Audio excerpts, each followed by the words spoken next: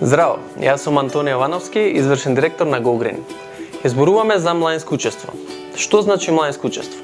Младинско учество значи да веруваш во себе, да веруваш дека можеш да направиш промена.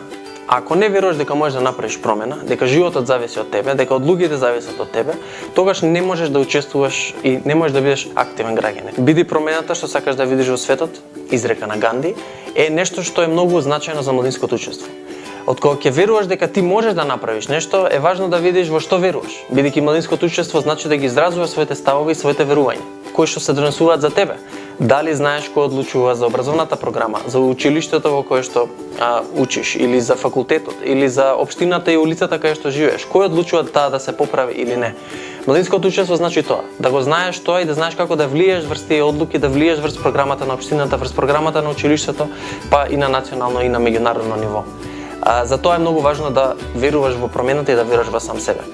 GoGreen е една платформа која што ти го возможува ова. Ти го возможува една системна поддршка каде што првин ќе те однесе низ процес на лична трансформација, лична самоевалуација, да станеш посвесен за твоите вредности, за своите цели, за своите верувања, а потоа ќе ти помогне како да ги изразуваш, кон кого да ги насочиш и како да направиш таа промена што сакаш да видиш во твојата локална заедница. GoGreen го прави тоа преку мрежата на Би-зелен клубови со средните училишта, а за Би-зелен клубовите и Би-зелен мрежата ќе им зборува повеќе Ана Марија. Здраво, јас сум Ана Марија и сум програмски координатор за млади во организацијата GoGreen. Повеќе ќе ви кажам за тоа што е Би-зелен клубот и како може да се приклучите на истот. Мрежата, како што веќе ви кажавме претходно, сочинуваат Би-зелен клубовите. Би-зелен клубовите представуваат неформално здружување на средношколци во рамки на своето училиште кои што спроведуваат активности кои што се во согласно со статутот и целите на организацијата.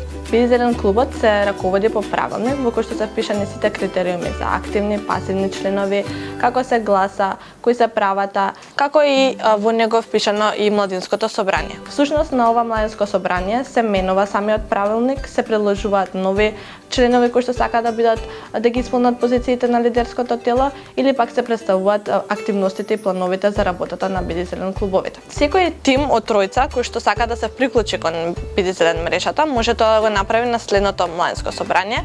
На ова младинско собрание останатите присутни ќе гласаат за нивниот план на активности и во текот на наредниот период истиот тим ќе може да ги оствари и реализира овие активности. Активностите може да бидат најразлични, значи станува збор за активности од локални акции за одбележување на еколошки датуми, па се до акции и работилници во рамки на самото училиште, како работилници за личен развој, тимска работа и многу други работи кои што се важни за самите средношколци. Многу често Би-зелен клубовите се приклучуваат и на други организации и други институции.